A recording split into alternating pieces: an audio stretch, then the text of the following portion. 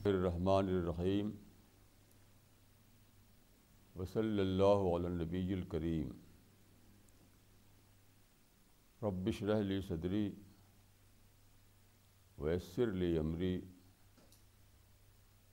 واحلل عقدۃ من لسانی یفقہوا قولی۔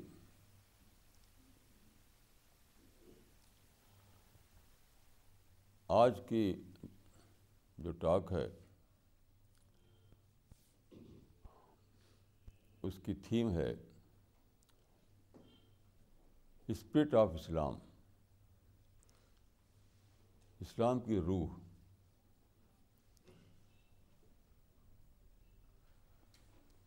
ایسا ہوا کہ آج میں نے صبح کا جو اردو اخبار دیکھا، اردو اخبار جو ہے وہ مسلمانوں کی ایکٹیویٹیز کو جاننے کا ذریعہ ہے، اور اخباروں میں بھی آتی ہیں باتیں، لیکن زیادہ ڈیٹیل کے ساتھ اردو اخباروں میں آتی ہیں۔ تو آج کے اردو اخبار میں بہت زیادہ ڈیٹیل کے ساتھ رپورٹ ہے کاروان بیداری کی۔ سارے انڈیا کے مسلمانوں کے نمائندے اور رہنما دلی پہنچے، یہاں انہوں نے جلوس نکالا، تقریریں کی، نعرے لگائے۔ یہ کام ہوا کاروان بیداری کے نام سے۔ تو مجھے یاد آیا کہ اب سے کم از کم 70 سال پہلے، یعنی آزادی سے پہلے، اس طرح کی باتیں میں سنتا تھا اور پڑھتا تھا۔ 70-80 سال پہلے کی باتیں یہ ہیں جو کہ میں نے خود اس کو دیکھا اور سنا۔ تو اس زمانے کا ایک شاعر کا مجھے ایک شعر یاد آیا، اے کاروان ملت اٹھ تو بھی گامزن ہو، ہر سمت سے صدائیں آتی ہیں ترقو کی۔ یعنی اے مسلم ملت تو بھی اٹھ، جاگ جا، کیونکہ سب لوگ جاگے ہوئے ہیں، سب لوگ چل رہے ہیں۔ تو یہ سب جو ہے کم از کم 100 سال کی ہسٹری ہے یہاں سے وہاں تک، خاص طور پر جب سے پریس کا دور آیا ہے۔ ہر طرف ہنگامے، سرگرمیاں، اخباروں میں خبریں، مسلمان جاگیں، مسلمان اٹھ جائیں، مسلمان بیدار ہوں۔ تو یہ کوئی آج کی بات نہیں ہے، یہ 100 سال کی تاریخ ہے جو بار بار ریپیٹ کیا رہی ہے۔ اب سوال یہ ہے کہ کیا رزلٹ کیا نکلا؟ آج کے کاروان بیداری سے بہت بڑا بیداری آئی تھی فرسٹ ورلڈ وار کے زمانے میں، خلافت موومنٹ کے ذریعے سے۔ کہا جاتا تھا کہ پورا انڈیا دھال اٹھا ہے، پورے انڈیا میں زلزلہ آ گیا ہے۔ رزلٹ کیا ہے؟ رزلٹ کچھ بھی نہیں۔ مولانا محمد علی اس کے بہت بڑے لیڈر تھے اس زمانے میں، فرسٹ ورلڈ وار کے زمانے میں۔ تو بہت جوشیلی تقریریں کرتے تھے وہ، بہت جوشیلی تقریریں کرتے تھے وہ۔ ہمارے علاقے میں سرائبیر کے میدان میں ایک جلسہ ہوا تھا اس زمانے میں۔ یہ بات ہے جب کہ میں چھوٹا تھا، بچپن کے زمانہ تھا، بہت پہلے کی بات ہے۔ تو وہاں بہت ہی ان کی تقریر ہوئی، بہت ہی گھن گرج کے ساتھ۔ تو تقریر کے بعد ایک بوڑھا آدمی اٹھا مجمع سے، وہ مجمع کو چیرتا ہوا پہنچا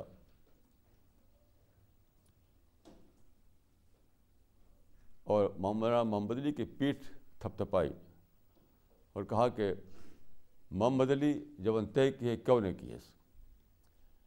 یہ دیہاتی بولی ہے کہ محمد علی جو تو نے کیا کسی نے نہیں کیا۔ لیکن اسی محمد علی کا حال کیا ہوا آخری زمانے میں؟ کہ انہوں نے انگورا فنڈ اور پتہ نہیں کیا کیا اسکیمیں چلائی تھیں، خوب پیسے دیے لوگوں نے.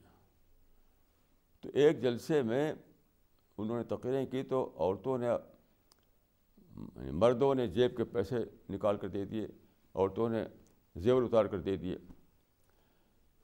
تو ایک عورت نے اپنے کان کی بالی اتار کر دے دی تھی اس فنڈ میں، وہ سیاسی بیداری کا جو فنڈ تھا. لیکن محمد علی کی زندگی میں سب فلاپ ہو گیا، کچھ بھی نہیں ہوا. تو ایک جلسے میں، آخری زمانے کا قصہ ہے، محمد علی نے ایک جلسہ کیا تو وہ عورت وہاں موجود تھی. وہ اٹھی، اس نے کہا کہ محمد علی، میرے کان کی بالیاں کہاں ہیں؟ محمد علی، میرے کان کی بالیاں کہاں ہیں؟ مطلب میں نے سیکریفائس کیا تھا، تو تم رزلٹ بتاؤ اس کا. وہی آج بھی ہے. تو 100 برس میں 100 سے زیادہ بار مسلمانوں نے بیداری کے نام پر ہنگامے کیے، لیکن بیداری نہیں آئی، کچھ بھی نہیں آیا، بلکہ الٹا ہوتا چلا گیا. کاؤنٹر پروڈکٹیو بنتی چلی گئی ہماری ساری ایکٹیویٹیز.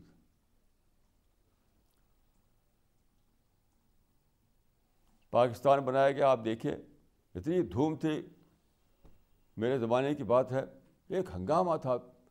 پاکستان کا مطلب کیا؟ لا الہ الا اللہ. میں جس علاقے میں رہتا تھا تو میرا گھر وہاں پر آئی لینڈ تھا، جزیرہ، آس پاس سب ہر طرف یہی تھا، پاکستان کا مطلب کیا؟ لا الہ الا اللہ. ہماری فیملی جو تھی تو اقبال احمد سہیل صاحب جو تھے وہ بہت ہی نیشنلسٹ تھے، کانگریسی تھے اور مہاتما گاندھی کو ماننے والے تھے، تو وہ اس میں نہیں شامل ہوئے. لیکن سارے ہی ہر طرف نعرے تھے میری آنکھوں کے سامنے. لوگ جھنڈے اور لے کے چلتے تھے، بینر لے کے چلتے تھے، پاکستان کا مطلب کیا؟ لا الہ الا اللہ. اب کیا نکلا؟ پاکستان کا مطلب کیا ہے؟ تباہی. کل پرسوں میں نے پڑھا کہ پاکستان کے اوپر اتنا زیادہ قرض ہو چکا ہے، اس کو ادا کرنے کے لیے پیسے نہیں ہیں. تو کیا انٹرنیشنل لیول پر وہ بینک کرپٹ ڈکلیئر کیا جانے والا ہے. تو کیا ہوا بتائیے؟ کیا ہوا؟ کچھ بھی نہیں ہوا. آپس میں لڑائی بھڑائی، یعنی پاکستان میں پیس نہیں لوگوں کو ملا، اپنے ہی دیش میں پیس نہیں ملا. یہ انڈیا کا حال ہے. تو اب جو وقت ہے وہ کاروان بیداری کا نہیں ہے، وہ ہے کاروان محاسبہ. محاسبہ کے معنی ہیں انٹراسپیکشن، ری اسسمنٹ. اب بیداری کیا؟ جلسے جلوس سے بیداری نہیں آئی تو اس کو ریپیٹ کیوں کرتے ہو؟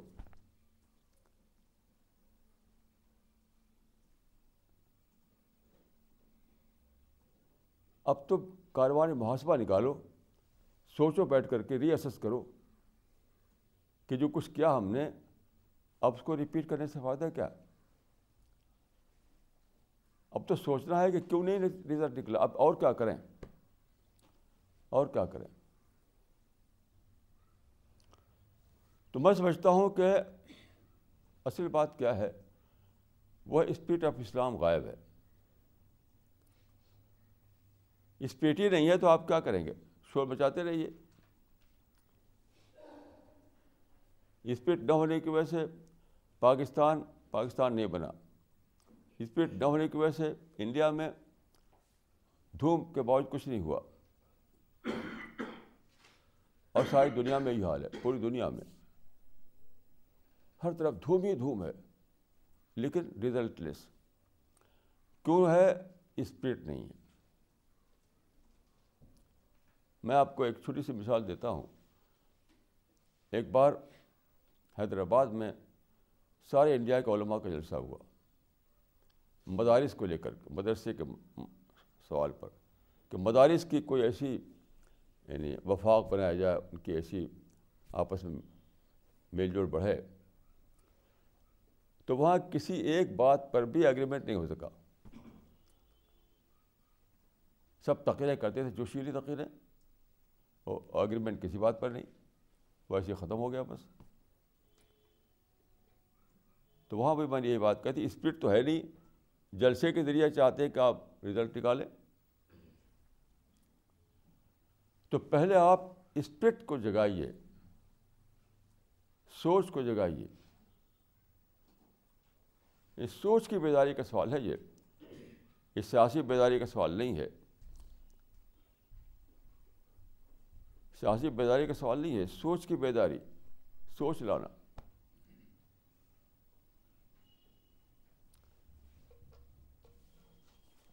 حدیثوں میں آپ پڑھیں تو عقل کے اوپر بہت ساری حدیثیں ہیں. قرآن میں بھی ہے کہ اسلام کے بیس، اسلام کی بنیاد عقل پر ہے. ایک حدیث ہے، رسول اللہ صلی اللہ علیہ وسلم نے فرمایا لکل شیء دعامہ ودعامۃ المؤمن عقلہ فبقدر عقلہ تکون ہباۃ ربہ.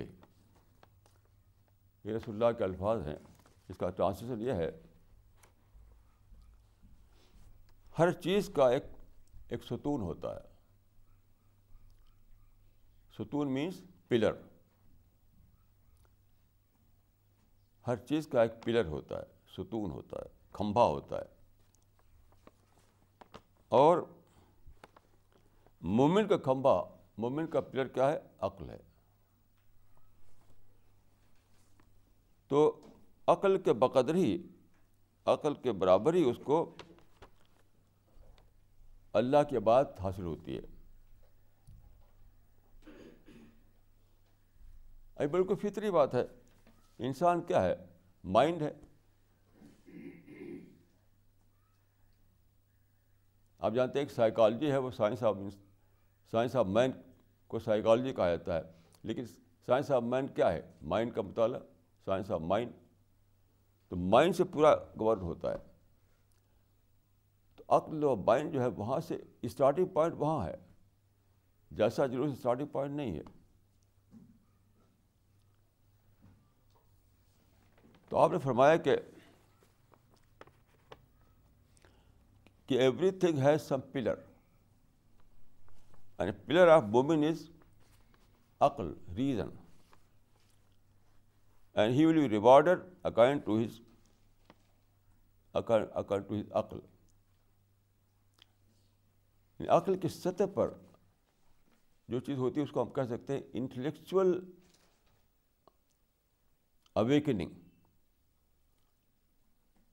تو پولیٹیکل بیداری کا سوال نہیں ہے، انٹلیکچوئل بیداری کا سوال ہے، انٹلیکچوئل اویکننگ کا سوال ہے. انٹلیکچوئل اویکننگ کا سوال ہے. آپ جانتے ہیں کہ آپ کو گھر بنانا ہے تب بھی عقل چاہیے، آپ کو بزنس چلانا ہے تب بھی عقل چاہیے، آپ کو جاب کرنا ہے تب بھی عقل چاہیے. جیسے کل میرے پاس ایک ٹیلی فون آیا ایک صاحب کا بنگال سے. انہوں نے کہا کہ میں ملٹی نیشنل کمپنی میں کام کرتا ہوں اور ہر وقت مجھے ایک ڈر لگا رہتا ہے کہ میرا جاب چلا نہ جائے، ان فیئر آف لوزنگ جاب. کیونکہ آپ جانتے ہیں کہ یہ جو بڑی بڑی کمپنیاں ہیں ان میں کیا ہے، ہائر اینڈ فائر کا پرنسپل ہے. میں جاب پر لگاؤ، جب نہ اور جب چاہو ان کو نکال دو، ہائر اینڈ فائر. تو اس میں کوئی سیکورٹی نہیں ہوتی جاب کی، جب تک چاہے رکھے جب چاہے نکال دیں. تو ڈرے ہوئے تھے. تو میں نے کہا کہ آپ کے پاس پین اور پیپر ہے؟ کہا کہ ہاں. میں نے کہا لکھیے.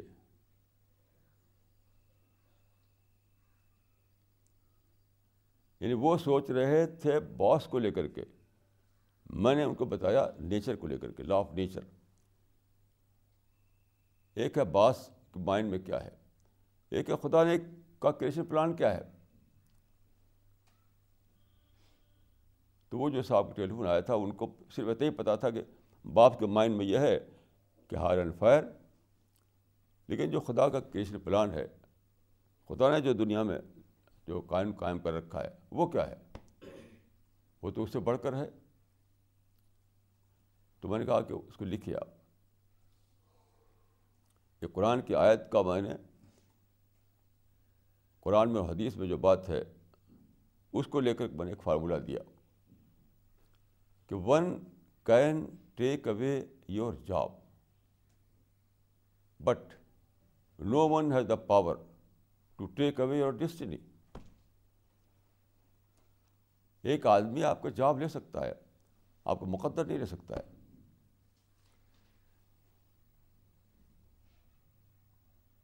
اس میں کیا بات چھپی ہوئی ہے؟ دیکھیے یہ کوئی مسٹیریس بات نہیں ہے، یہ مسٹیریس بات نہیں ہے. یہ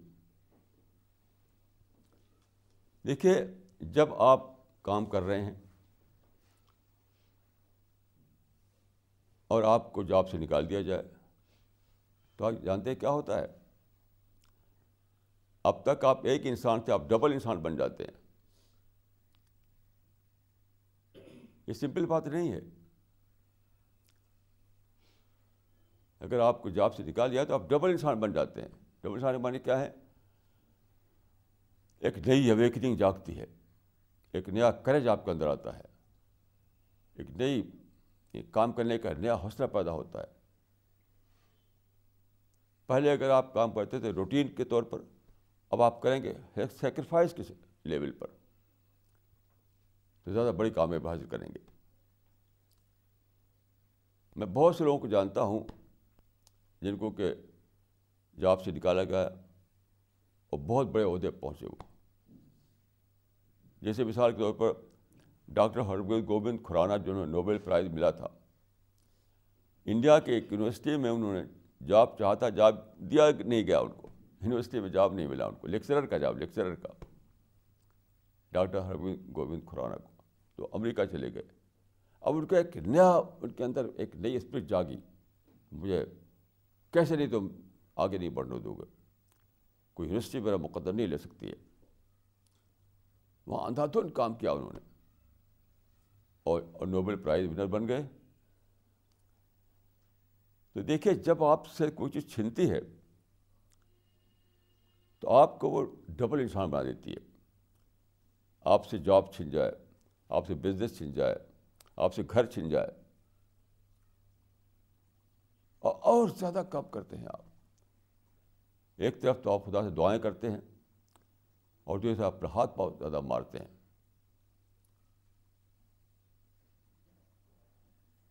میں خود اپنے بارے میں کہوں، 1974 میں دلی میں ایک کمرہ مجھے دیا تھا، کہیں کسی اخبار میں تھا میں اس وقت. تو اچانک انہوں نے کہا کہ کمرہ خالی کر دو، اب تم اخبار سے کوئی تعلق نہیں تمہارا. یعنی اچانک میں 1974 میں ہوم لیس ہو گیا دلی میں، بے گھر، پینی لیس بھی اور ہوم لیس بھی. نہ میرے پاس کوئی آمدنی تھی، نہ میرے پاس کوئی گھر تھا، ہوم لیس. آج میں سمجھتا ہوں کہ دلی میں 50 آدمی ایسے ہیں کہ اگر میں جاؤں کیا اور ناک کروں، میں ان سے کہوں کہ آج سے میں تمہارے گھر میں رہوں گا، مجھے یقین ہے کہ وہ میرا استقبال کریں گے. اسی دلی میں کہ کسی نے مجھے 1974 میں ہوم لیس بنا دیا تھا دلی میں، اور یہ کہا تھا کہ مجھے غصہ ہو گئے تھے مجھ سے وہ کہ کیا کریں گے، بھاگ جائیں گے، اپنا آدم چلے جائیں گے، دلی میں کیسے رہیں گے، ہم جب انہیں گھر نہیں دیں گے تو کیسے رہیں گے وہ. لیکن مجھے یقین ہے کہ آج دلی میں کم سے کم 50 آدمی ایسے ہیں، ان کے پاس جاؤ میں اور ناک کروں، میں نے کہا آج سے مجھے آپ کے گھر میں رہنا ہے، تو خوشی سے اپنے گھر کا دروازہ کھول دے گا میرے لیے وہ.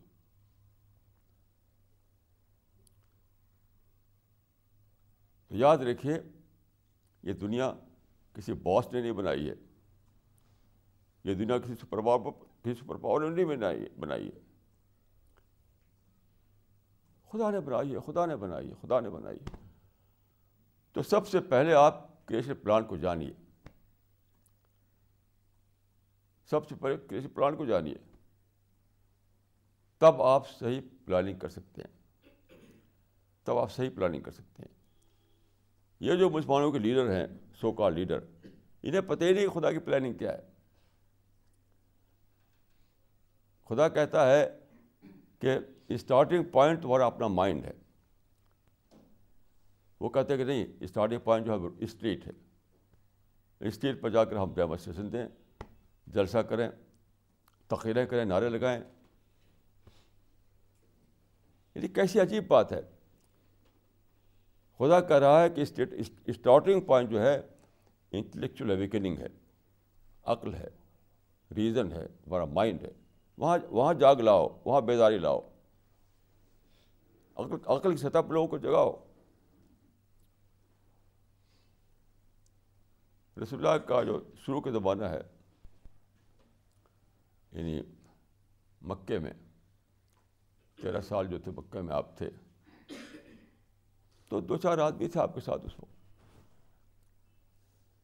ایک آدمی آیا تو وہاں مشہور کر رکھا تھا کہ یہ تو وہ ہیں، کاہن ہیں، ساحر ہیں، ان کے پاس مت جاؤ، غلط آدمی ہیں۔ تو ایک آدمی آیا جو ایک قبیلہ تھا شنوا، اس کا آدمی تھا، وہ لوگ آتے تھے زیارت کرنے کے لیے کعبہ میں، کیونکہ بت رکھے ہوئے تھے۔ جیسے آج کل لوگ جاتے ہیں اجمیر کی زیارت کرنے کے لیے، ایسے وہاں آیا کرتے تھے لوگ کعبہ میں بتوں کی زیارت کرنے کے لیے۔ تو وہ آدمی آیا تو اس سے مکے کے جو رسول اللہ کے خلاف تھے جو لوگ، انہوں نے کہہ دیا کہ بھائی دیکھ، اس کے پاس نہ جانا، یہ آدمی صحیح آدمی نہیں ہے۔ تو کتاب میں آتا ہے کہ انہوں نے اپنے کان میں کاٹن ڈال دی، روئی۔ جاتے تھے کعبہ میں، رسول اللہ وہاں رہتے تھے، کچھ قرآن پڑھتے تھے، کچھ بولتے تھے، تو چاہتے میں آواز نہ سنوں۔ پھر اس کی سمجھ میں آیا کہ بھائی میرے پاس عقل ہے، سمجھ ہے، تم یہ کیا بیوقوفی میں کر رہا ہوں، کان میں کاٹن ڈالے ہوئے ہوں، سنو۔ اس کے بعد اس کے پاس گئے، بات کی، کہا کہ کیا تمہارا کیا کیس ہے؟ رسول اللہ نے سورہ فاتحہ پڑھ دی۔ یہ سورہ فاتحہ جو ہم روزانہ پڑھتے ہیں نماز میں بلا سمجھے بوجھے، جو ہم سورہ فاتحہ پڑھتے بلا سمجھے بوجھے، وہ آپ پڑھ دیا آپ نے۔ تو وہ آدمی جو تھا سمجھدار تھا، عربی زبان جانتا تھا، اس کی فطرت زندہ تھی، his nature was alive, he was receptive۔ سنتے ہی اس نے کہا کہ ان کلمات کو پھر سے ریپیٹ کیجیے، اس لیے تو مجھے اوشن میں ڈال دیا ہے، اوشن آف میننگ، معنی کے سمندر میں ڈال دیا مجھے۔ یہ تھا مائنڈ کو ایڈریس کرنا۔ رسول اللہ جو تھے مائنڈ کو ایڈریس کرتے تھے۔ رسول اللہ نے کبھی بھی کراؤڈ کو ایڈریس نہیں کیا، کبھی کوئی جلوس نہیں نکالا، کبھی کوئی جوتا کلچر نہیں چلایا، نعوذ باللہ،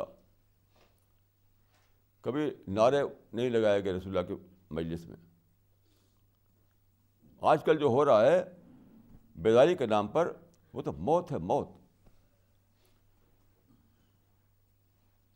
چیز کیا ہے؟ لوگوں نے کرائیٹیرین کھو دیا ہے۔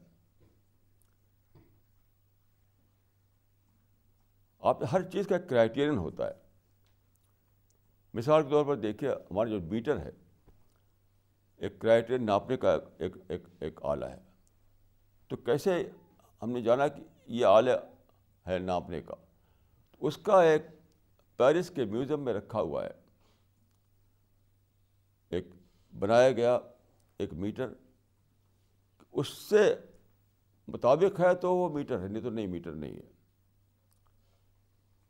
ایسے ہر چیز کرائیٹیرین ہوتا ہے۔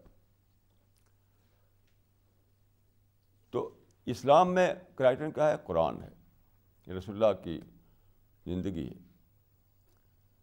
تو یہ سارے لوگ جو ہیں وہ جانتے نہیں کہ کرائیٹیرین جو ہے وہ قرآن ہے.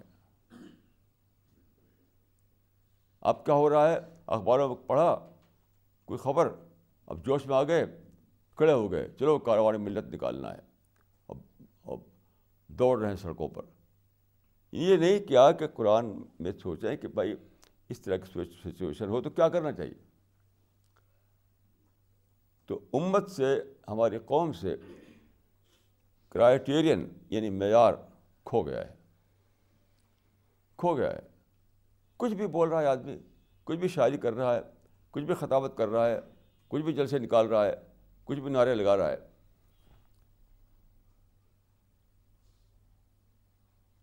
ایک صاحب میرے پاس آئے تو ایک اسپیکر کی بڑی تعریف کر رہے تھے کہ بہت اچھے اسپیکر ہیں, بہت یہ ہے وہ ہے. تو میں نے ان سے پوچھا کہ وہاں پر کیا ہوتا ہے, کچھ بتائیے. انہوں نے کہا کہ وہاں بہت لوگ خوش ہوتے ہیں اور تالیاں بجاتے ہیں.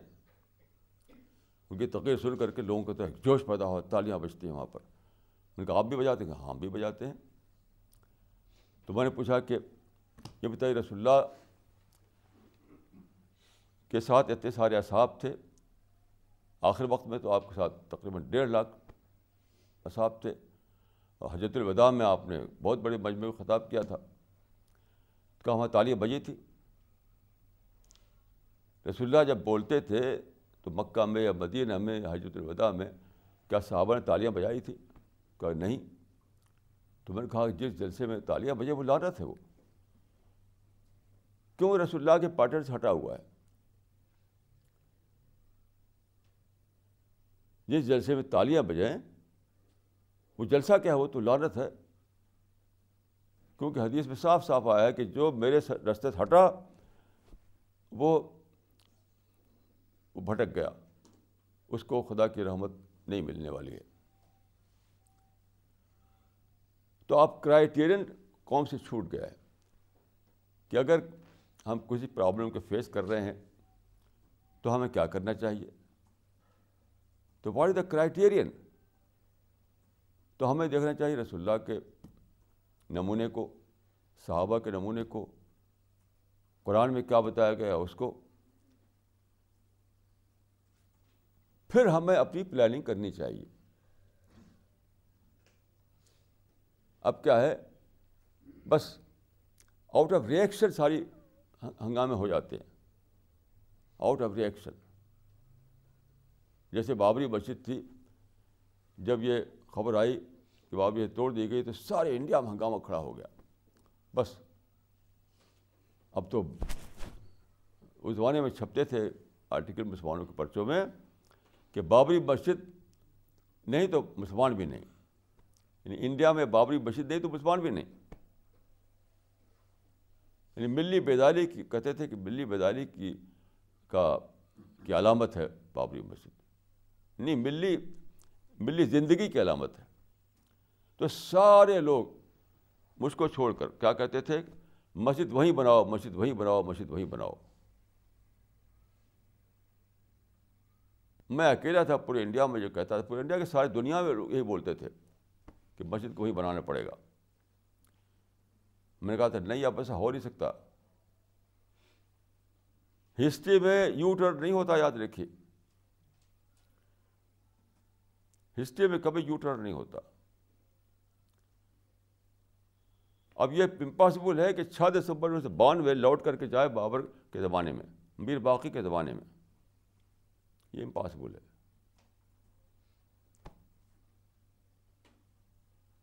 There is no U-turn in history.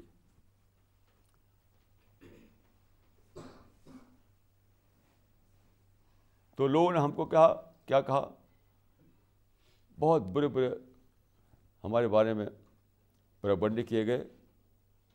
اب آج دیکھیے اتنے سال بیت گئے ہیں, کیا مسجد وہیں بنائی گئی؟ کچھ بھی نہیں ہوا, ایک اینٹ بھی نہیں رکھی جا سکی.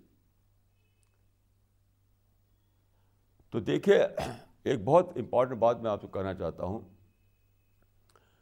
کہ اس دنیا میں ہمیشہ ریئلٹی پریویل کرتی ہے. ٹائمس آف انڈیا پر لکھا آتا ہے کہ لیٹ ٹروتھ پریویل. میں کہوں کہ لیٹ ریئلٹی پریویل. جو ریئلٹی ہے, جو حقیقت ہے, وہ پریویل کرتی ہے. ہمیشہ یاد رکھیے. تو ایک ہی اپروچ یہاں پر ورکیبل ہے, وہ ہے ریئلسٹک اپروچ. اگر آپ ایسا نہ کریں تو کیا ہوگا؟ آپ منافق بن کر وہی کریں گے جو آپ نے ایز اے پرنسپل نہیں کیا تھا. اس وقت میں نے کہا تھا کہ آج مسلمان اگر ایز اے پرنسپل میرے فالمے کو نہیں مار رہے ہیں تو ایک وقت آئے گا جب کہ منافقانہ طور پر اس کو ماننا پڑے گا انہیں. یہ سب چھپا ہوا ہے, یہ چھپا ہوا ہے. 1992 کی جب مسجد توڑی گئی تھی اور میرے بارے میں بڑا ہنگامہ کھڑا کیا تھا, میں نے کہا کہ جو میں کہہ رہا ہوں کہ آپ اس معاملے میں آپ یو ٹرن نہیں لے سکتے. جو ہو گیا وہ ہو گیا. اب تو آگے کی فکر کرو, آگے کی. پیچھے کو چھوڑ دو, سوچنا بھلا دو.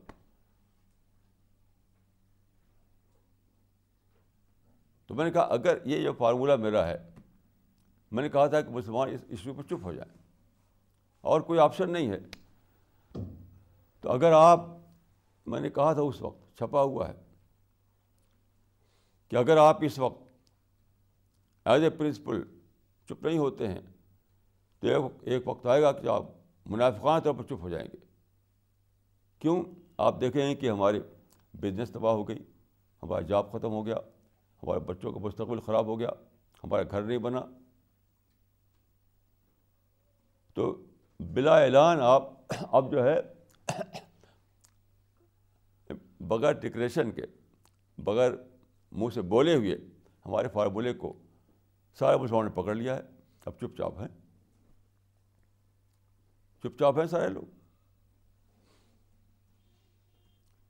جس زمانے میں ڈنمارک کے کارٹون کا بڑا ہنگامہ, سارے دنیا میں ہنگامہ ہو رہا تھا, اس وقت میں اکیلا تھا. جو میں کہا تھا کہ کیا یعنی ایبسرڈ کام کر رہے ہو تم لوگ, ایک کارٹون پہ اتنا ہنگامہ. اور ساری دنیا میں فتوے دیے گئے کہ وہاں, آپ جانتے ہیں ڈنمارک میں جہاں ایک کارٹون چھپا تھا, وہاں وہ ڈیری انڈسٹریز ہے, یعنی ملک پروڈکٹ وہاں بنتے ہیں, دودھ ہے اور دودھ سے بننے والے پروڈکٹ ہیں, وہ سب ہوتے ہیں وہاں پر. یہ وہاں کا کام ہے. وہاں کا سب سے زیادہ جو وہاں پر بزنس ہوتا ہے وہ اسی کا ہوتا ہے. تو فتوے دیے گئے کہ وہاں کے پروڈکٹ خریدو مت, استعمال مت کرو, وہاں کا مرغا بٹر میں استعمال کرو, وہاں کے ملک مت استعمال کرو. فتوے باقاعدہ دے دیے گئے. میں نے کہا یہ ریڈیکولس ہے, ریڈیکولس. تو جانتے ہیں کیا ہوا؟ عرب ورلڈ تک میں یہ ہوا, ہر جگہ یہی ہوا کہ لوگوں نے دوسرے اپنے گھروں میں دوسرے ملک اور دوسرے بٹر خریدنے شروع کیے. تو بچوں نے انکار کر دیا, ہم یہ بٹر نہیں کھائیں گے, یہ ملک نہیں کھائیں گے. اب آپ پریشان. تو چپکے سے فتوے کو واپس لے لیا. یہ نہیں کہا کہ ہم اس وقت دیوانے تھے کہ ہم نے فتوے دیے ایسے. اب سب لوگ وہی ڈنمارک کے جو بنی ہوئی چیزیں کھا رہے ہیں, وہیں کا چیز, وہیں کا بٹر, وہیں کا ملک. تو یاد رکھیے اس دنیا میں کو خدا نے حق پر قائم کیا ہے, حق پر, یعنی ریئلٹی پر. تو آپ کے لیے ایک ہی آپشن ہے, وہ ہے ریئلسٹک اپروچ. اگر آپ ایسا نہیں کریں گے تو آپ کو ڈبل اسٹینڈرڈ بننا پڑے گا. ڈبل اسٹینڈرڈ, جس کو منافق کہا جاتا ہے, کہ دل میں تو سمجھیں کہ غلط ہے لیکن وہ اسی کو کرے, پھر وہی کرتے رہیں. میں امریکہ میں جو اور یورپ میں جو مسلمان رہتے ہیں, مسلم ملک کنٹری سے آ کر کے, میں اکثر ان سے پوچھتا ہوں کہ آپ یہاں کیوں آئے؟ اپنے دیش, اپنے ملکوں میں آپ کی روزی نہیں ہے کیا؟ یعنی وہ لوگ یہ ایک طرف یہ کہتے ہیں کہ یورپ جو ہے اسلام دشمن ہے، امریکہ اسلام دشمن ہے، اور وہیں جا کر کے رہتے ہیں. ابھی ایک صاحب کو ٹیلیفون آیا تھا میرے پاس، تو میں نے کہا کہ آپ لوگ وہاں رہتے ہیں، یہ تو آپ لوگوں کے حرام ہے. وہ حرام کہ وہ کیسے؟ آپ کہتے ہیں کہ یہ سارے ملک جو ہیں اسلام دشمن ہیں. کروسیڈس کے بعد سے یہ دشمن بن چکے ہیں. امریکہ دشمن ہے، یورپ دشمن ہے. تو دشمن ملک سے تو ہجرت فرض ہو جاتی ہے. آپ فقہ میں پڑھ لیجیے. اگر آپ یہ کہیں کہ یہ ملک دشمن ہے اسلام کا، تو آپ پر فرض ہوتا ہے کہ اس سے ہجرت کر کے آپ واپس جائیں اپنے دیش میں.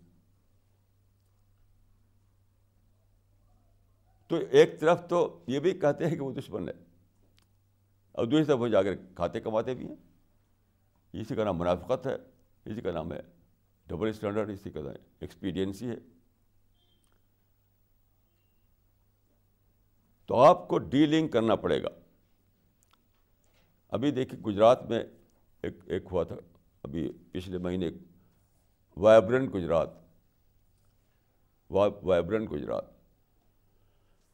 تو گجرات کی لیڈرشپ نے انوائٹ کیا دنیا بھر کے لوگوں کو کہ یہاں انویسٹمنٹ کیجیے. یعنی گجرات میں وہ چاہتے ہیں کہ لوگ انویسٹمنٹ کریں، وہاں ترقی ہو، وہاں کی اکانومی بڑھے.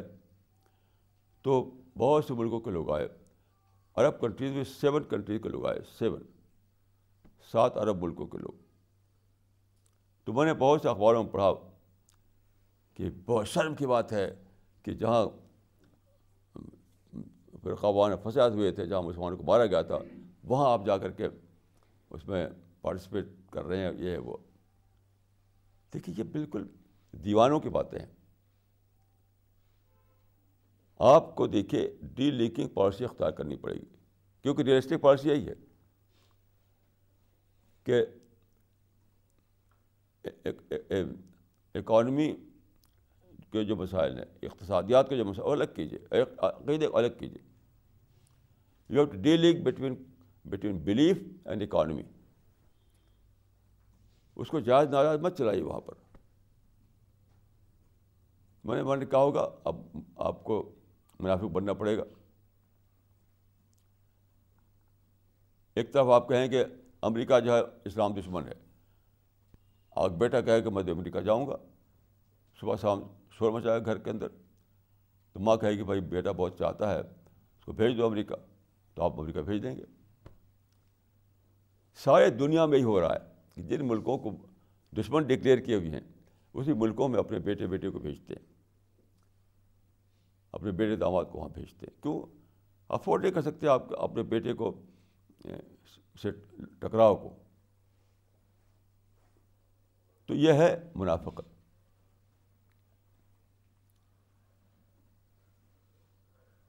تو چیز کیا ہے؟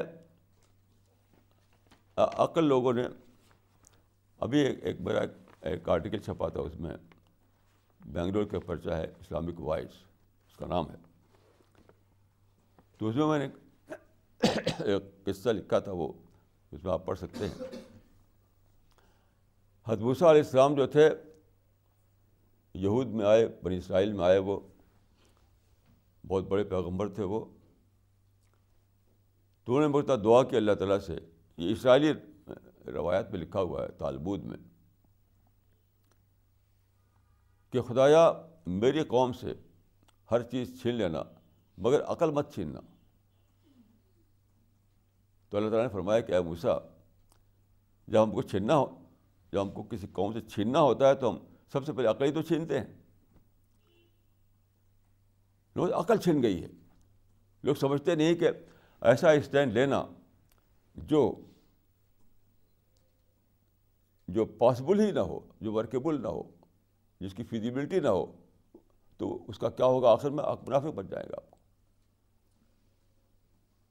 کیوں؟ جب آپ کو دیکھیں گے آپ کے میرا بزنس نہیں چل رہا ہے، میرا جاب ختم ہو رہا ہے، میرے بچے چلا رہے ہیں، میرا گھر نہیں بن رہا ہے، تو آپ اس کو غلط مانتے ہوئے، حرام مانتے ہوئے پھر وہی کریں گے آپ اسی کام کو. یہی ساری دنیا میں ہو رہا ہے آج کل. تو کیوں ہر چیز کو حرام بتاتے ہو؟ یہ بے عقلی ہے، بے سمجھی ہے. اسلام میں دیکھیے بہت بڑی ایک بہت بڑی ایک تعلیم ہے جس کو میں کہتا ہوں ڈی لنکنگ پالیسی میں، جس کو کہہ رہا ہوں یہ اسلام کی تعلیم ہے، بہت بڑی تعلیم. آپ پارہ ام میں پڑھیے 2 صورتیں. الم تر کیف فعل ربک باصحاب الفیل الم یجعل کیدہم فی تضلیل وارسل علیہم طیرا ابابیل ترمیہم بحجارۃ من سجیل فجعلہم کعصف مأکول. اس کے فوراً بعد آتی ہے یہ سورہ لإیلاف قریش ایلافہم رحلۃ الشتاء والصیف فلیعبدوا رب ھذا البیت الذی اطعمہم من جوع وآمنہم من خوف. اس میں بتایا گیا ہے کہ اللہ تعالیٰ نے وہاں ایسے حالات پیدا کیے کہ قریش کی تجارت چلتی رہے. قریش سال میں 2 بار سفر کرتے تھے شام کا، تجارتی سفر. تو یہ قریش کون تھے؟ اللہ تعالیٰ نے کہا کہ ہم نے تم کو امن دیا، پیس دیا اور ابرہہ کے لشکر کو ختم کیا تاکہ تمہارا جو ایکٹیویٹیز ہیں بزنس کی وہ چلتی رہیں. یعنی اس پر یہ احسان جتایا اللہ تعالیٰ نے کہ ابرہہ کے لشکر کو ہم نے ختم کیا تاکہ تمہارا جو ایکٹیویٹیز ہیں بزنس کی اور تجارت کی وہ اس میں کوئی یعنی ڈسٹربینس نہ ہو. لیکن یہ قریش کون تھی؟ یہ قریش وہی تھے جو بت پرستی راج کر رکھی تھی وہاں پر. انہوں نے کعبہ میں بت رکھ رکھے تھے انہوں نے، یعنی بت پرستی کے امام بنے ہوئے تھے وہ. اور یہ واقعہ ہوا ہے جو اس سے پہلے اسلامائزیشن سے پہلے ہوا. یہ واقعہ ابھی عرب کا اسلامائزیشن نہیں ہوا تھا. تو اس معنی کہ اللہ تعالیٰ نے ڈی لنک کیا، ان کی جو بزنس کو الگ کیا، ان کی اکنامک ایکٹیویٹیز کو الگ کیا، اور وہ جو بت پرستی کرے تھے اس کو الگ کیا. تو اسلام میں یہ اصول ہے کہ عقیدہ الگ چیز ہے، اقتصادیات الگ چیز ہے. عقیدہ الگ چیز ہے اور یہ بزنس ہے، انڈسٹری ہے، یہ الگ چیز ہے. کیوں الگ کیا اللہ تعالیٰ نے؟ کیوں الگ آپ نہ کریں گے تو آپ منافق بن جائیں گے. کوئی دنیا میں ایسا نہیں ہے جو اپنی تجارت کو، اپنی بزنس کو کل کرے، اپنی انڈسٹری کو تباہ کرے، اپنی جاب کو ختم کر دے، اپنے بچوں کے فیوچر کو تباہ کر دے. کون ایسا کرے گا؟ اس لیے اللہ تعالیٰ نے اس کو چھوڑ دیا، یعنی اس پر آدمی کے اوپر کہ جس میں تم کو فائدہ ہو ویسا کرو، جس میں تم کو فائدہ ہو ویسا کرو. لیکن عقیدے کے معاملے میں، عبادت کے معاملے میں اور اخلاق کے معاملے میں پابندی لگا دی کہ یہاں تم کو ماننا پڑے گا. یعنی عقیدے کے معاملے میں کمپریشن اور اکانومک ایکٹیویٹیز کے معنی میں آزادی، یہ ہے ڈی لنکنگ پالیسی. تو اب گجرات میں جو ہوا تھا اس کا عقیدے سے کیا تعلق؟ اب عربوں کے پاس بہت پیسہ ہے. پہلے وہ اپنا پیسہ لگاتے تھے امریکہ میں، وہاں کے آپ جانتے ہیں اکانومی شٹر ہو رہی ہے تو وہاں انویسٹمنٹ نہیں کرنا چاہتے وہ. اب کہاں لے جائیں اپنے پیسے کو؟ ان کے پاس جو پیسہ ہے کہیں نہ کہیں انویسٹ کرنا ہے ان کو، اور وہاں کی اکانومی آپ جانتے ہیں تباہ ہے. انگلینڈ کی اکانومی بہت برا حال ہے، انگلینڈ کی اکانومی کا، امریکہ اکانومی کا برا حال ہے. تو انویسٹمنٹ کہاں کریں وہ اپنے پیسے کا؟ تو ان کو دکھائی دیا کہ گجرات میں کریں، انڈیا میں کریں. تو اس کو آپ عقیدہ کا مسئلہ کیوں بناتے ہیں؟ باقاعدہ آپ نے دیکھا ہوگا ہمارے مسلمانوں کے اخباروں میں چھپا ہے کہ بہت شرمناک ہے کہ یہاں مسلمان ملکوں کے لوگ آئے اور وہاں پر انہوں نے اس میں پارٹیسپیٹ کیا جہاں کہ مودی جس کا چیف منسٹر ہے، اور مودی کے خون اور مودی کے ہاتھ لگے ہوئے. مودی چند سال کے لیے ہے، گجرات تو مستقل رہے گا. اس کا مودی سے کیا تعلق؟ ڈیموکریسی میں کوئی کنگ شپ تو ہوتی نہیں, آج ہے کل نہیں ہے. تو جو لوگ آئے وہاں سے 7 ارب ملکوں کے لوگ, وہ کسی گورنمنٹ کے لیے نہیں آئے تھے, وہ گجرات کے لیے آئے تھے, انڈیا کے لیے آئے تھے. تو میں یہ کہتا ہوں کہ آپ کو یا تو آپ ڈی لنکنگ پالیسی اختیار کریں یا پھر منافق بن کر مریں. دیر از نو تھرڈ آپشن.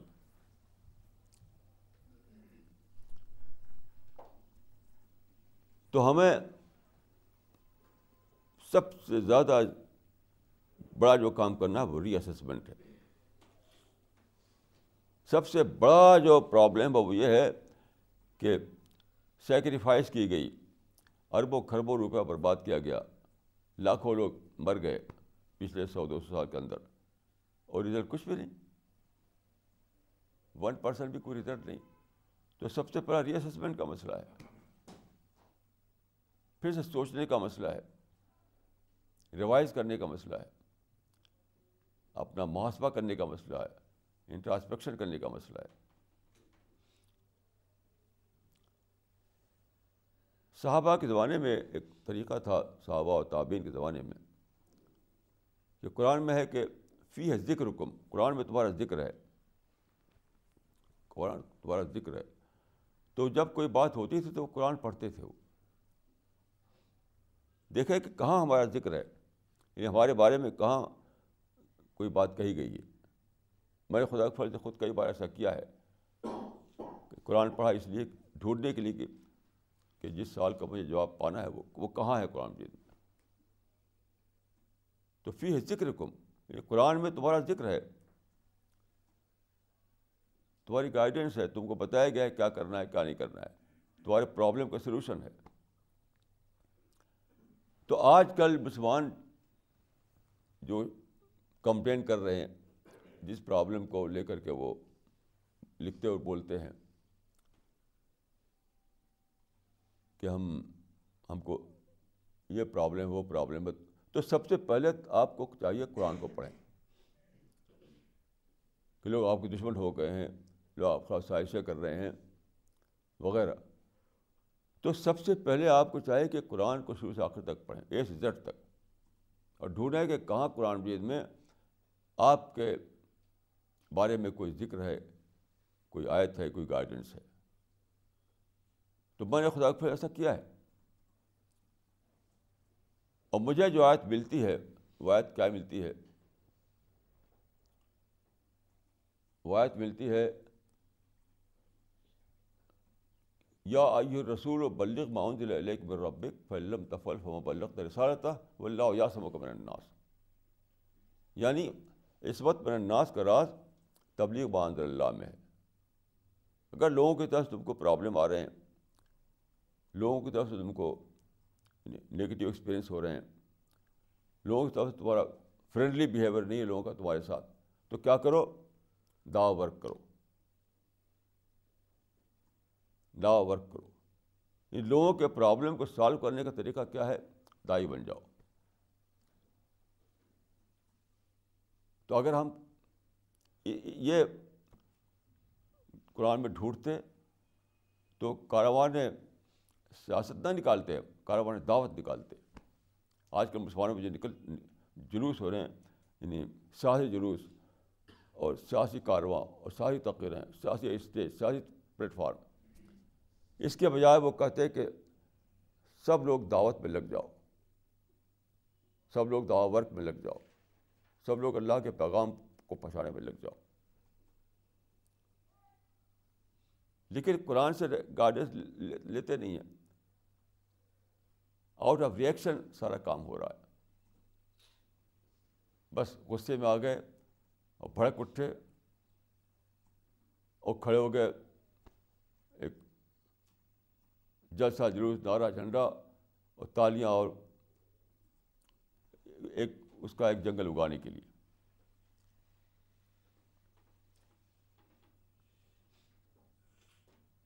تو ہمارا جو مشن ہے, میں آپ کو یہی کہتا ہوں کہ آپ لوگ یہ بتائیں سب کو کہ سب سے بڑا مسئلہ یہ ہے کہ ہم نے کرائیٹیرین کو کھو دیا ہے.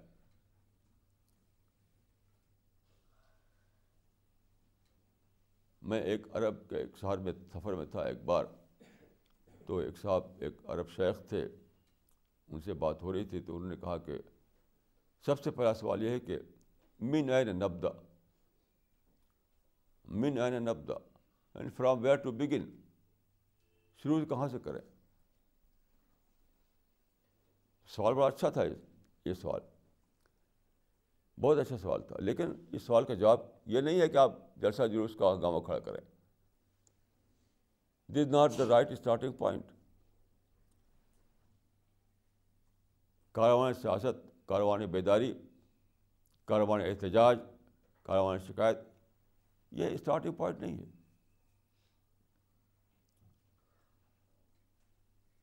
تو من نبدا کا جواب آپ قرآن میں ڈھونڈیے تو یہی ملے گا کہ دعوت سے آغاز، اللہ کے پیغام کو لے کر اٹھنا، اللہ کے میسج کو لوگوں تک پہنچانا، یہ ہے اسٹارٹنگ پوائنٹ. اس سے کیا ہوگا؟ یہ جو ہے یہ سادہ بات نہیں ہے. یہ جس کو کہتے ہیں اس کی کیرم بورڈ کے ٹرم میں ماسٹر اسٹروک. آپ نے دیکھا ہوگا کیرم بورڈ پر کیا ہوتا ہے، بہت سی گوٹ رکھی جاتی ہے، پھر ایک مارتے ہیں اس کو ایک گوٹ سے، اگر وہ اس طرح گوٹ لگائے کہ ساری گوٹ بکھر جائے، ہل جائے اپنی جگہ سے، تو اس کو کہتے ہیں ماسٹر اسٹروک. تو ماسٹر اسٹروک کیا ہے؟ دعوتی ذہن بنانا، دعوت کے لوگوں کو اٹھانا، دعوت اللہ کے کام میں لوگوں کو بیدار کرنا. اس سے کیا ہوگا؟ اس سے بہت سے فائدے ہوں گے. نمبر ایک، لوگوں کے لیے آپ کا اندر فرینڈلی بیہیویئر پیدا ہوگا. جن انسانوں کو آپ دشمن سمجھے ہوئے ہیں اور سمجھتے ہیں کہ وہ کانسپریسی کر رہے ہیں، ان کے بارے میں آپ کے اندر آئے گا کیا؟ ویل وشنگ، خیر خواہی. جیسا کہ پیغمبر نے کہا تھا کہ انی لکم ناصح، میں تمہارا خیر خواہ ہوں. وہ جذبہ آ جائے گا جو ایک سیلس مین کے اندر ہوتا ہے. سیلس مین جو ہے اپنے کسٹمر کا ویل وشر ہوتا ہے. تو پہلا جو فائدہ ہوگا دعوتی پروگرام کو اپنانے کا، آپ کے اندر فرینڈلی بیہیویئر آئے گا. اور فرینڈلی بیہیویئر کا بہت ہی یعنی جس کے اندر یہ بات آ جائے کہ دوسرے لوگ اس کو سمجھیں کہ تو ہمارا اپنا آدمی، ہمارا دوست آدمی ہے، ہمارے لیے بہت اچھا آدمی ہے، تو آپ اس کو جیت لیتے ہیں. جب چاہے آپ تجربہ کے لیے اپنے گھر میں، اپنے محلے میں، اگر آپ اپنا بیہیویئر فرینڈلی بنا لیں، دوسروں کے لیے آپ کے اندر دوستانہ مزاج ہو، محبت کا مزاج ہو، پیار کا مزاج ہو، تو سب کے لیے آپ جو ہے وہ سینٹر بن جائیں گے. محبت فاتح عالم، شاعر نے کہا کہ محبت فاتح عالم، کہ محبت تو فتح کر لیتی ہے. محبت فاتح عالم، محبت جو ہے کانکر کر لیتی ہے. دوسرے سے آپ کے اندر لو ہے، پیار ہے، محبت ہے، تو اس کے معنی کہ آپ ایک دوسرے سے کانکر کرنے کی طاقت آپ کے اندر آ گئی. تو پہلی بات یہ ہوگی کہ آپ دوسروں کے لیے ویل وشر بن جائیں گے، آپ کے اندر فرینڈلی بیہیویئر پیدا ہوگا. کتنی بڑی بات ہے. نمبر 1. نمبر 2 کیا ہوگا؟ اب سیکولرزم سے نکلیں گے، انٹریکشن کریں گے آپ. انٹریکشن سے کیا ہوتا ہے کہ آپ لرننگ بڑھتی ہے، آپ کے اندر دنیا کو جاننے کا طاقت آتی ہے، آپ کے اندر ڈیولپمنٹ آتا ہے. اسی دلی میں جو مسلمان رہتے ہیں یعنی اپنے پاکٹ میں، انہوں نے زیادہ ترقی نہیں کی. جو مسلمان پاکستان سے نکل کر وہاں بسے جہاں کے ہندو لوگ رہتے ہیں ان کو اتنا ترقی کی انہوں نے. تو انٹریکشن سے ترقی ہوتی ہے, دوسروں سے آپ سیکھتے ہیں, دوسروں سے چیلنج آتا ہے اس کا آپ جواب دیتے ہیں, اس سے آپ آگے بڑھتے ہیں. تو دوسرا فائدہ یہ ہوگا کہ آپ کے اندر انٹریکشن بڑھے گا, ملنا جلنا بڑھے گا. تیسرا فائدہ یہ ہوگا کہ آپ جب دوسروں کے پاس جائیں گے تو آپ ظاہر ہے کہ آپ سوچیں کہ اس کا مائنڈ ایڈریس ہو, وہ میری بات کو مانے. جیسے کل میرے پاس ٹیلی فون آئے حیدرآباد سے ایک صاحب کا, وہ گئے ایک میٹنگ میں, ان کو وہاں لیکچر تھا, تو کچھ کوشچن کیے گئے ان سے, تو کوشچن کا انہوں نے کچھ جواب دیا. پھر مجھ سے ٹیلی فون کر کے پوچھا کہ میں نے ایسا بولا وہاں, تو میں نے کہا کہ نہیں ایسا نہیں بولنا چاہیے تھا آپ کو, ایسے نہیں, ایسے بولنا چاہیے. تو اس طرح سے جب آپ فیس کرتے ہیں لوگوں کو تو اپنے اندر آپ انٹلیکچوئل ڈیولپمنٹ لاتے ہیں. کہ ظاہر کہ وہ کوشچن کریں گے تو آپ مائنڈ اس کا جواب ڈھونڈے گا, وہ کوئی بات کہیں گے تو آپ اس کو سوچیں گے اس کے بارے میں, آپ کتابوں کو پڑھیں گے, لائبریری میں جائیں گے, ڈسکشن کریں گے, انٹلیکچوئل ایکسچینج کریں گے. تو دعوت کا مطلب کیا ہوتا ہے؟ Intellectual development. جہاں دعوت آئے گی فوراً انٹلیکچوئل ڈیولپمنٹ شروع ہو جائے گا. پھر کیا ہے, آپ پیس لور بن جائیں گے. دعوت کا فائدہ یہ ہوگا کہ آپ پیس لور بن جائیں گے. کیوں؟ وداؤٹ پیس دیر از نو دعوت ورک. رسول اللہ صلی اللہ علیہ وسلم نے حدیبیہ جو ایگریمنٹ کیا تھا وہ پیس ایگریمنٹ تھا, اس میں یونیلیٹرل ایڈجسٹمنٹ کیا تھا آپ نے. اپوزیشن پارٹی کی ساری کنڈیشن کو مان لیا تھا آپ نے یونیلیٹرلی. کیوں؟ اس سے پیس آتا تھا. آپ جانتے تھے کہ پیس آئے گا تو دعوت ورک کے اپرچونیٹیز کھلیں گی. تو جب آپ کے اندر یعنی قوم کے اندر, ملت کے اندر دعوت کا مزاج آئے گا تو لازماً وہ چاہیں کہ پیس ہو, پیس ہو, پیس ہو, پیس ہو. اور پیس تو آج دنیا بھوکی ہے پیس کی. میں جہاں بھی جاتا ہوں تو جب میں ان کو بتاتا ہوں کہ اسلام از اے ریلیجن آف پیس, تو سب لوگ میری باتوں کو سننے لگتے ہیں, کیونکہ سب چاہتے ہیں کہ پیس آئے. تو اگر یہ لوگ دعوت کو اپنا مشن بنائیں, مشن, تو ضرور ایسا ہوگا کہ وہ پیس لور بن جائیں گے. وہ جانیں گے پیس نہیں گے تو ہم دعوت کیا کریں گے. پیس کے حریث بن جائیں گے, حریث. یہاں تک کہ رسول اللہ کے طریقے سے وہ چاہیں گے کہ یونیلیٹرل طور پر دوسروں کی کنڈیشن کو مان کر کے پیس لایا جائے, تاکہ دعوت کے راستے کھلیں. اور سب سے بڑی چیز جو آگے ہو, سب سے بڑی چیز وہ ہے اللہ تعالیٰ کی نصرت, اللہ تعالیٰ کی مدد. کیونکہ قرآن میں بتایا گیا ہے کہ دعوت کا کام خدا کا کام ہے. دعوت کو خدا نے اپنا کام بتایا ہے, یعنی اللہ کے پیغام کو پہنچانا یہ خدا کا کام ہے. وَلْيَنْصُرَنَّ اللَّهُ مَن يَنْصُرُهُ, اس معنی کہ جو دعوت ورک کرے گا اللہ ضرور اس کی ہیلپ کرے گا. کیسی عجیب بات ہے. اس سے بڑی بات کوئی ہو سکتی ہے کہ خداوند عالم جو ہے, رب السماوات والارض جو ہے, جس کے ہاتھ میں سب کچھ ہے, سب کچھ ہے, سب کچھ ہے, وہ یہ کہے کہ تم دعوت ورک کرو گے تو میں تمہاری ہیلپ پر آ جاؤں گا. اس سے بڑی کوئی بات ہو سکتی ہے؟ وَلْيَنْصُرَنَّ اللَّهُ مَن يَنْصُرُهُ, یعنی جو دعوت ورک کرے گا تو ضرور اللہ تعالیٰ اس کی ہیلپ کرے گا, ضرور اس کو مدد کرے گا, ضرور اس کو خدا کی بلیسنگ آئے گی. کتنی بڑی بڑی باتیں ہیں. تو لوگوں کو چاہیے کہ وہ ری اسیس کریں, ریوائز کریں, پھر سے سوچیں. اور اگر سوچیں گے تو قرآن میں ڈھونڈیں گے, وہ ڈھونڈیں گے تو یہیں پہنچیں گے کہ جو چیز کھوئی گئی ہے وہ دعوت ہے. نمازوں کی دھوم ہے, حج کی دھوم ہے, ہر چیز کی دھوم, لیکن دعوت نہیں ہے. تو جب دعوت پر آ جائیں گے تو سب کچھ آ جائے گا, تب بیداری ہوگی, تب ایک نئی زندگی ملے گی.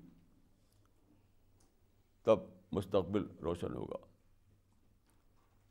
ایک کتاب لکھی گئی تھی، بول رہی تھی روشن اپنا مستقبل ہے آزادی سے پہلے. آج تک مستقبل روشن نہیں ہوا. کیوں؟ مستقبل روشن ہوگا دعوت کے راستے سے، اور دعوت کا راستہ اپنایا نہیں گیا. اقول قولی ھذا واستغفر اللہ لی ولکم اجمعین.